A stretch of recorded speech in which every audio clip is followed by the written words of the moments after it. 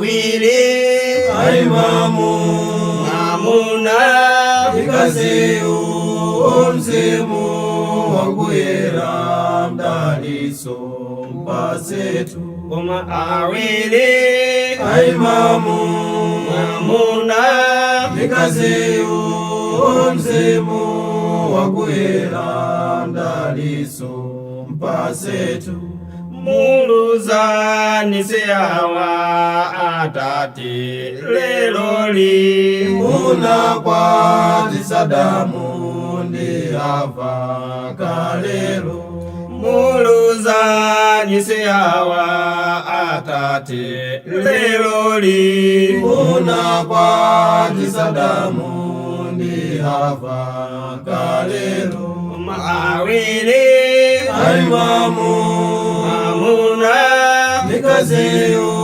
omzimu wanguyera mdali.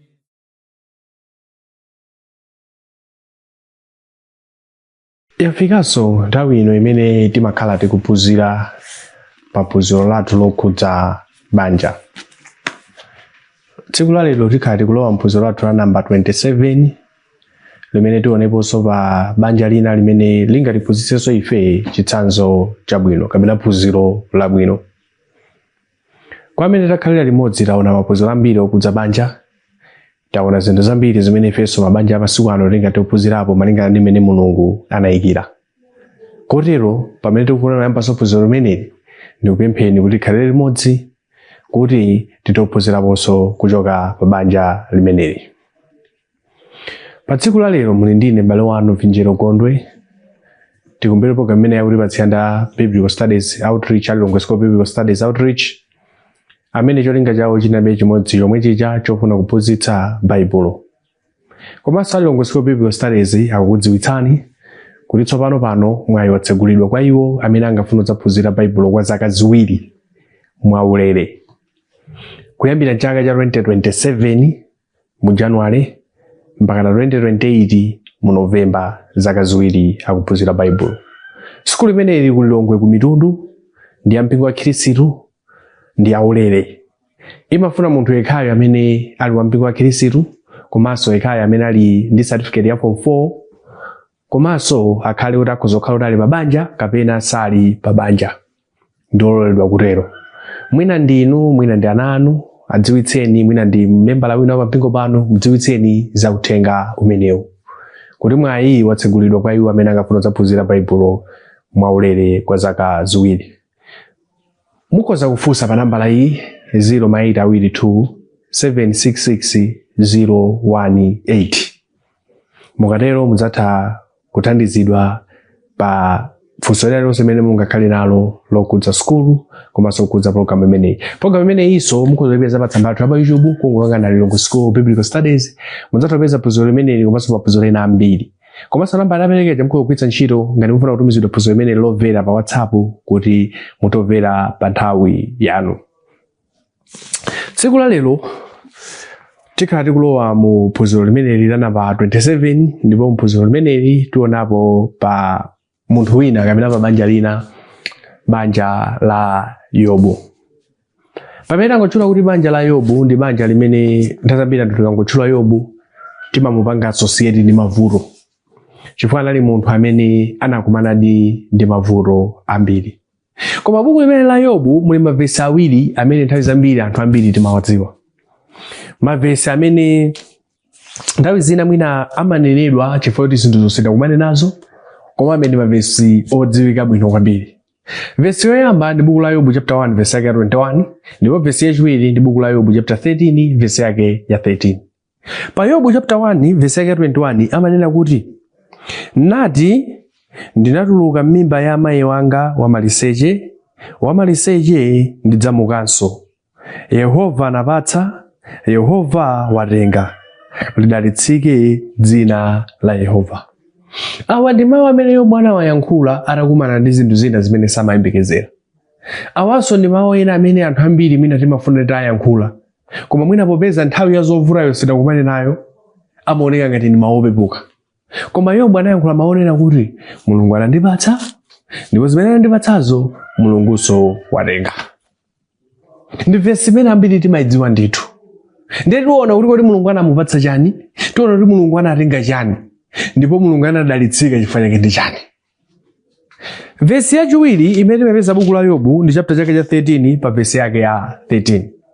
Pa vesi 13 pali maonena kuti kalani chete ndilekeni kuti ndinene chondifikira chindifikire. Kapena ndayi zina anthu amagwiritsa maonena kuti chondigwera chindigwere. Awaso ndi mawu amene timaona anthu ambiri amayankhula kuti ndayi zina mwina moti ayankhule mawu amangoti pano kuti tiyendera Yobu 13:13. Ndatafunira kuti chani chondigwera chindigwere. Koma mawu awiri amenewa, mavesi awiri amenewa, Yobu anawayankhula kuti wakumana ndi zinthu zovuta. Zimene amene afe timangoyankhula mwina zovuta zenizeni zoti makhalisi sinakumane nazo. Komabe Yobu anayankhula mawu amenewa. Choyamba pamene tikufuna kuphunzira banja limene la Yobu, tiyambeke kuona kumene munthu ameneyi amachokera. Kuti kodi akafika poyankhula mawu amenewa zinatani kwenikweni. Mulungu anamupatsa chani, ndipo Mulungu anatenga chani. Tione zimene Mulungu anamupatsa. Tiwerenga pa buku la Yobu chapter 1 verse yake ya 2 ndi verse yake ya 3. Pa verse 2 akunena kuti ndipo anabala ana amuna asanu ndi awiri ndi ana akazi atatu. Ndiyo tikati muona Yobu ameneyi anali ndi ana 10, 7 amuna, atatu akazi. Sizinathere pomwepo pa verse yake ya 3. Zoweta zacheso zinali nkhosa 7,000. Akuti Yobu anali ndi nkhosa mwina masuku anakuza anali ndi nkhosa 7,000. Pala anthu ambiri amene achita ulimi wa ziweto zosiyanasiyana. Koma ambiri amene achita ulimi wa ziweto masiku ano kuti mukafunse kuti munthu akhale ndi nkhosa 7,000 si chinthu chapafupi. Koma kuti Yobu anali ndi ana 10 komanso anali ndi nkhosa 7,000. Sizinathere pomwepo. Akuti ndi ngamira 3,000. Akuti anali ndi ngamira 3,000. Ngamira zinali ngati imene zili masuku ano mwina magalimoto. Zinali chiweto chimene chimagwiritsa ntchito popanga transport zinthu. Kunyamula katundu upititsa kwina, upititsa kwina. Ndiye Yobu anali ndi ngamira 3,000. Anali ndi kuthekera kunyamula katundu ambiri. Ngamira zimagwira ntchito imeneyo. Sanalekezere pomwepo iyi. Akuti ndi ng'ombe za magoli 500. Akuti anali ndi ng'ombe za pangolo 500. Ngati zimakhala ziwiri ngati imene timaonera masiku ano, nditi mwina tinganene kuti anali ndi ngolo 250. Ambiri amene takhalapo pa midzi yosiyanasiyana, munthu okhala ndi ngolo amapatsidwa ndi ulemu. Koma Yobu akuti anali ndi ng'ombe za pangolo 500. Ndiyo tulengera amene timayendetsera masiku ano ziwiri, ndiyo tili kuzowerengera kuti anali ndi ngolo ngati 250. Si munthu wapafupi otero yaye. Komanso akuti sizinathere pomwepo. Ndi abulu akazi 500. Akuti alinso ndi abulu akazi 500. Chaka chili ndi masiku 360 chakuti. Koma Yobu akuti anali ndi abulu 500. Ndipo tengere munthu ndi abulu 500 akazi, sitozora amuna analipo angati. Koma abulu 500 akazi. Kuti akatabereka pamakhala zotani pomathawa chaka. Kodi amagulitsa abulu angati ngati amagulitsa. Sanalidi munthu wapafupi. Komanso akuti sizinathere pomwepo ayi. Ikupita vesi yokunena kuti antchito ake omwe ndi ambiri. Akuti antchito sanali nawo ambiri. Mungoganiza kuti munthu ali ndi nkhosa 7,000, ali ndi ngamira 3,000, ali ndi ng'ombe za pangolo 500, ali ndi abulu akazi 500. Zonsezo anali nazo ndi antchito anali nawo angati. Ndiye chifukwa panena kuti anali ndi antchito ambiri. Anali ndi antchito ambiri. Koma powonjezera pamene pa vesi imene chotero munthu uyo anaposa anthu onse akummawa. Akuti munthu ameneyi anali ndi chuma, ndipo chuma chakecho chinaposa anthu onse akummawa. Tikakamba za kummawa ndi mayiko amene masiku ano tikuzomawerengera pamene pali mayiko ngati Irani, kapena mayiko ngati Kuwait, mayiko amene masiku ano amadziwika bwino kuti ngolemera ndi mafuta. Ndakuti koma Yobu nthawi imeneyo kudziko konse mbali imene ija panalibepo munthu amene anali ndi chuma kuposa iye. Sanali munthu wapafupi ayi. Koma ngakhala anali ndi zonsezi, chinthu china chimene chinali chosangalatsa mwa Yobu ndi chinthu ichi. Pa Yobu chapter 1 pa verse yake ya 1 amanena kuti panali munthu dzina la Uzi, dzina lake ndiye Yobu, ndipo munthuyo anali wangwiro ndi wowongoka, wakuopa Mulungu ndi kupewa zoyipa. Akuti ngakhale Yobu anali ndi chuma cha mtundu umenewu, anali woopa Mulungu komanso kupewa zoyipa. Akuti anali munthu wowongoka. Ndiyo tikuona kuti ndi munthu amene akutipatsa chitsanzo chonena kuti ndi zotheka munthu kukhala ndi chuma komanso kukhala woopa Mulungu. Ngakhale anthu ambiri mwina masiku ano amatha kukhala ndi chuma koma osaopa Mulungu. Koma Yobu akunena kuti ngakhale anali ndi chuma chonsechi, anali munthu oti amapereka ulemu kwa Mulungu. Alipo anthu ambiri masiku ano amene ali ndi chuma za Mulungu apita zochita. Alipo anthu ambiri masiku ano amene atakhala ndi chuma za Mulungu akhuzozisiya. Koma Yobu akunena kuti chani? Anali munthu amene anali woopa Mulungu. Pa verse chapter 1 verse yake 5 ananenaso chimodzimodzi. Ndipo kunatero atatha masiku amadyerero, Yobu anatumiza mawu, nawapatula, nauka mamawa, nafukiza nsembe zopsereza. Amapembedza Mulungu mpaka amafukiza nsembe zopsereza. Ndiyo tikuona kuti munthu uyu pamene ali ndi chuma anali munthu amene sanasiye kuchita zinthu malingana ndi chifuniro cha Mulungu. Tikabwera tsopano mu buku la Yobu chapter 1 verse yake 7 verse 8 komanso buku la Yobu chapter 2 verse yake 3. Tsopano pamene Mulungu amamuna Yobu kuti ndi wangwiro, Mulungu ali ndi madalitso osiyanasiyana, wamudalitsa Yobu ndi madalitso osiyanasiyana, Satana sanazione bwino. Satana sanazione bwino. Sanazione bwino mwanji? Anafuna kuti alimbane tsopano ndi Yobu. Pa chapter 1 pa verse yake ya 7 akunena kuti nati Yehova kwa Satana, ufuma kuti, nayankha Satana kwa Yehova nati, kupitapita m'dziko ndi kuyendayenda mmwemo. Ndipo Yehova anati kwa Satana, kodi waonera mtumiki wanga Yobu? Pakuti palibe munthu wina iye m'dzikomo, munthu wangwiro ndi wowongoka, wakuopa Mulungu ndi kupewa zoyipa. Ndiye Mulungu amuwuza Satana, wamona Yobu? Yobu ndi munthu wangwiro amene ndikumudziwa m'dzikomo, wowongoka, wopewa zoyipa, woopa Mulungu. Tikamatsika mu nsimu zoti Satana sanayankhule bwino, anayankhula kuti Mulungu uyu lako kama kupanganiza chifukwa chakuti munamudalitsa. Ngakhale Yobu anali wachonji, akambapo za Yobu woopa Mulungu, ndiye za mkazi wake sitinamumvepo kuti kodi mkazi wake anali wotani, pa nthawi imeneyi anali wotani, kapena chikhulupiriro chake chinali chotani pa Mulungu. Komabe tikuona kuti Yobu anali woopa Mulungu. Mulungu akutsimikiza, akumuwuza Satana kuti Yobu ndi wotere. Simanatenge nthawi, mavuto anafika. Kapena mwina timanena ngati kuti tsiku latsoka. Tikakamba za tsiku latsoka ndi tsiku limene umakumana ndi zinthu zina zimene sunaganizirepo. Zinthu zimene zimangobwera popeza ndi moyo. Kumana kuti timanena kuti tisankhe, sitingasankhe kuti zitifikire. Ndakunena kuti Yobu tsiku limene linamufikira. Tikati tione tsiku limeneli pali zinthu zambiri zimene zinamufikira. Tiyambe kuona choyamba chimene chinamufikira Yobu. Pa Yobu chapter 1 verse 14 ndi verse 15 akunena kuti nafika mthenga wa Yobu nati ng'ombe zinali kulima ndi abulu akazi anali kudya pambali pawo, koma anazigwera Abiseba nazitenga nawapha nyamata ndi lupanga lakuthwa, ndipo ndapulumuka ine ndekha kudzakuwuzani. Yobu alipoteropo wakhala monga tsiku lonse layamba, ziweto zake zapita kudyetsedwa, zino makalima chine zina ichiti busy imene ntchito yake imene zimayendera.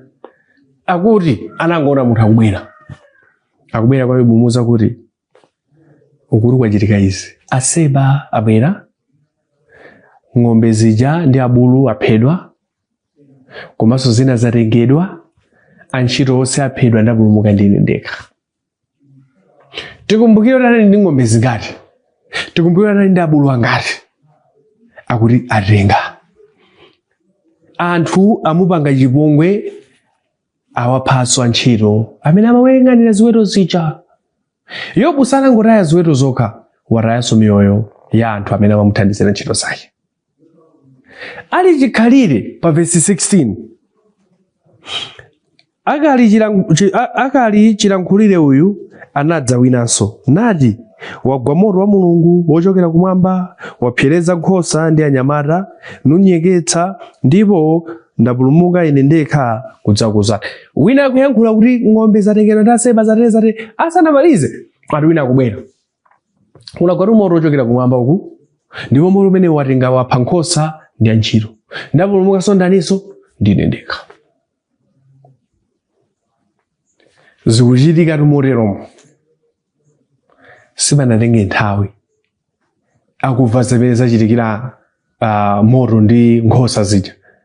Pa vesi 17 akali chilankhulire uyu anadza winanso nati, akasidi anadzigawa magulu atatu, nazigwera ngamira, nazitenga, nawapha anyamata ndi lupanga lakuthwa, ndipo ndapulumuka ine ndekha kudzakuzana. Akunali pamenepo akasidi anabweranso, anagawana magulu, atagawana magulu anadzatenga ngamira komanso nkupha antchito aja. Ng'ombe zapita, nkhosa zapita, ngamira zija zapita. Mwina ina kathera pomwepo nakati izi ziweto chabe. Chabwino mwina nakati chabwinobe basi zachitika. Koma pa vesi 18 vesi 19 panachitika izi. Akali chilankhulire anadza winanso nati, ana anu amuna ndi akazi anali nkudya kumwa vinyo nyumba ya mkulu wawo. Ndipo taonani inadza mphepo yayikulu yochokera ku chipululu, nayiwomba pa ngodya zonse zinayi za nyumbazo, nigwa pa anyamatawo nafa, ndipo ndapulumuka ine ndekha kudzakuzani. Anena kuti ana anunso amadya nyumba mwa mkulu muja amasangalala, ana ake 10. Ali mmene mwati mphepo inangochokera uko inamenya nyumba zija, nyumba ija nkugwetsa, ana onse afera momwemo, antchito afera momwemo, ndapulumuka ndine ndekha. Yobu anakumana ndi zinthu zimene zinali zovuta. Sizinathere pomwepo popeza ziweto zake ana ake afa. Chapter 2 verse 7 tiwapeza kuti Satana uchabe anampatsa zilonda Yobu. Tikayiona ndikuyiganizira umadzaona kuti kodi ndinakakhala ine ndakumana ndi zinthu ngati zimenezi ndakatani. Yobu wakumana ndi zinthu izi zimene samayembekezera. Banja lake linali banja limene limakhala moyo wabwino, koma zonse pa tsiku limodzi zonse zatha. Zinali zovuta ndithu pa moyo wa Yobu, ndi zovuta ndithu pa moyo wa munthu, ndi zovuta ndithu pa moyo wa banja lililonse. Mavuto amenewa amene okhudza banja lonse, amene okhudza Yobu, amene okhudza mkazi wake, amene okhudza anawo, zimene taona nawo mwatsoka amwalira pa stage imeneyi. Koma mavuto aja atabwera anaziona mosiyana pakati pa Yobu ndi mkazi wake.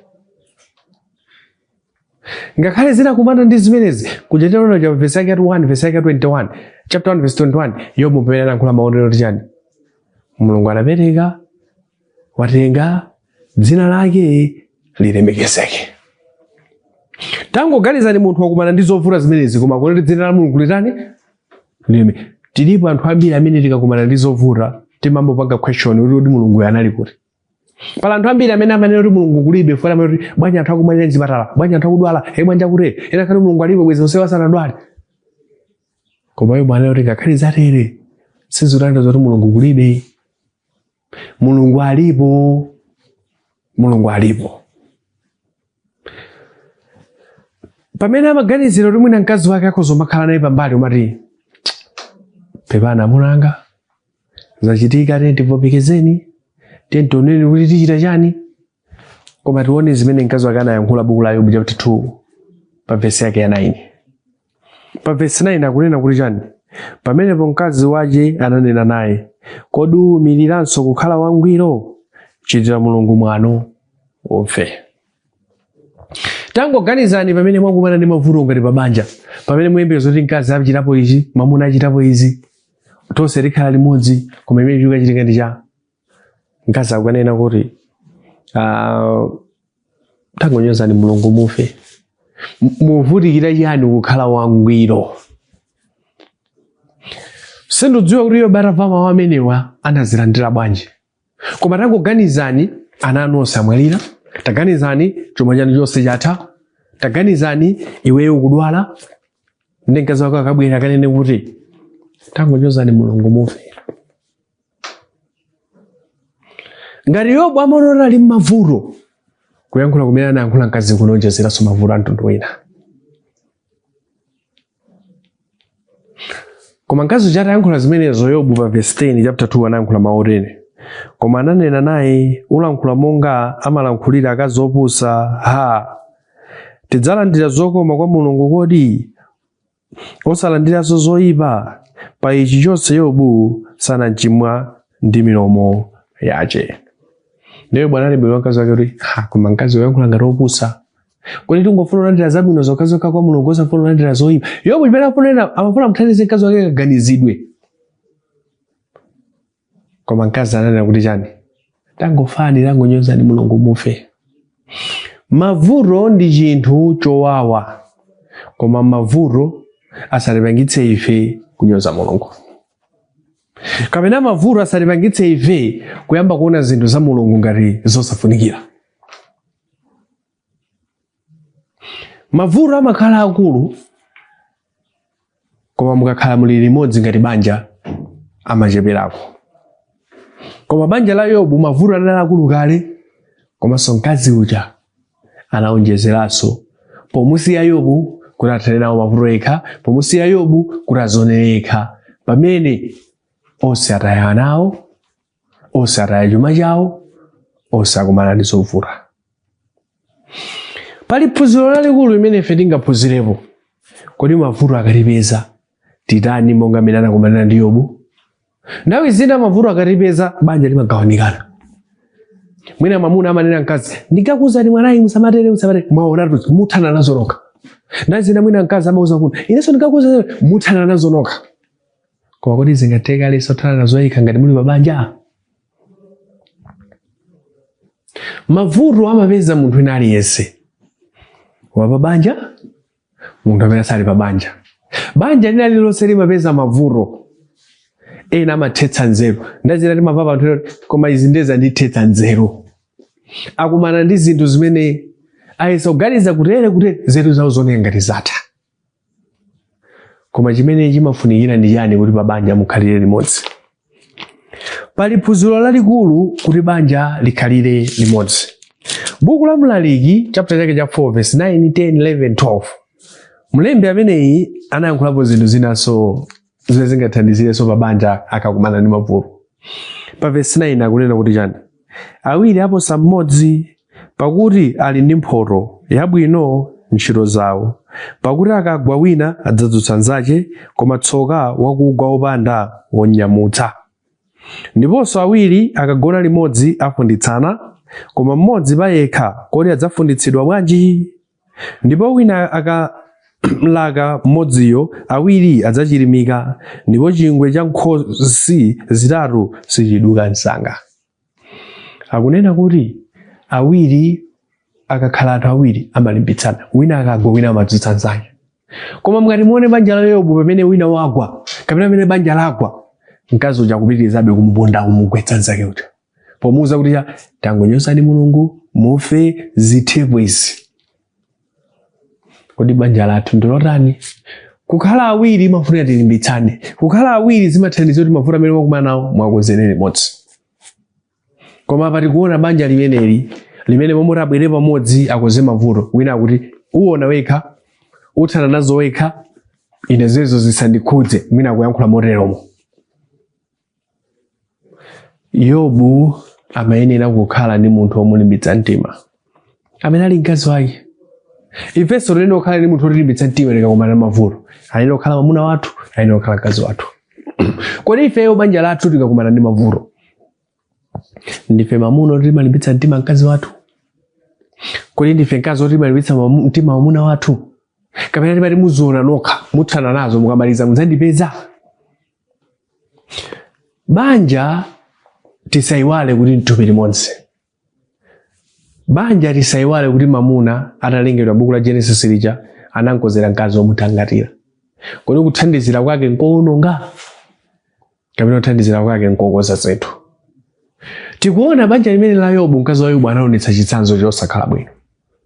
Pamene anali pa mtendere osamasangalala, koma pamene akumana ndi mavuto akuti izi ndi zako.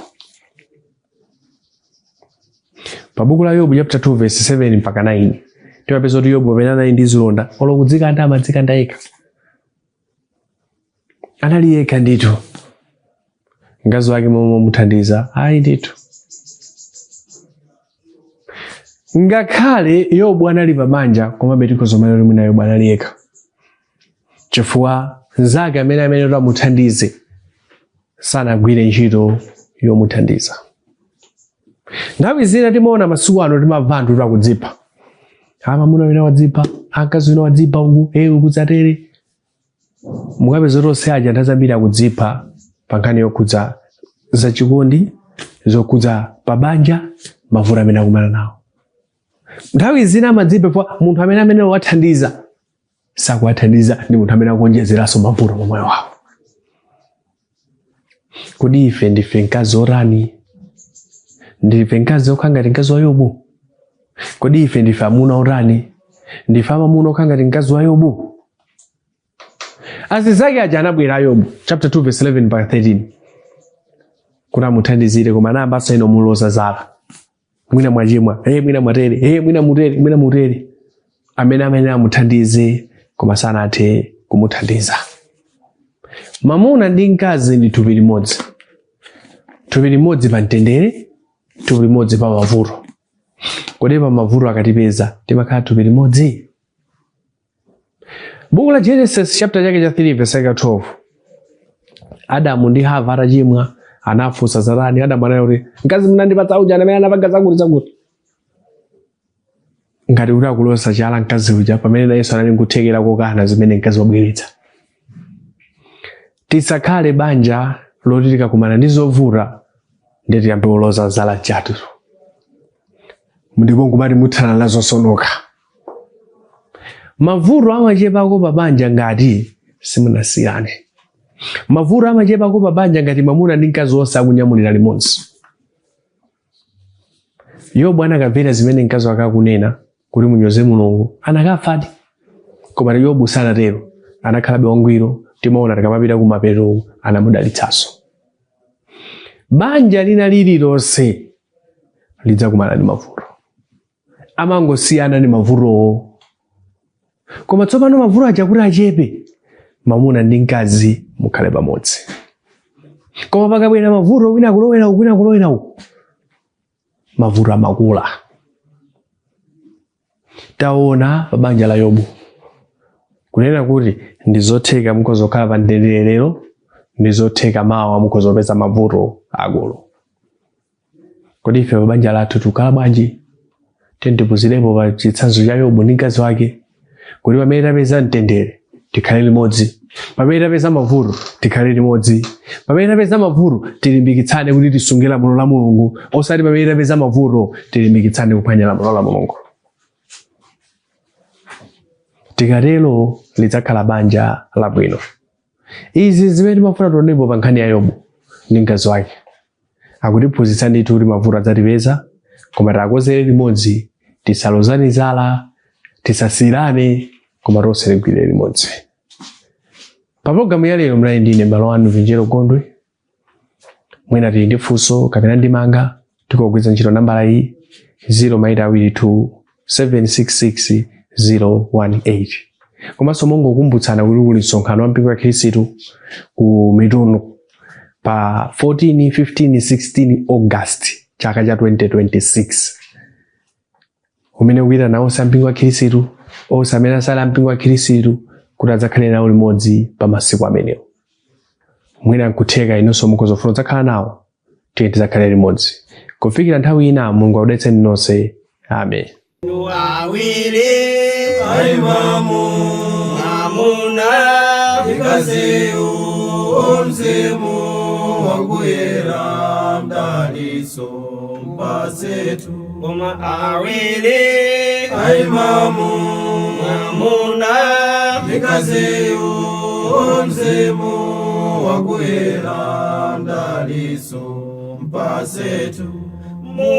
Muluzanise awa atati leloli munakwatisa damu ndi Hava kalelo. Muluzanise awa atati leloli munakwatisa damu ndi Hava kalelo. Awiri aimamu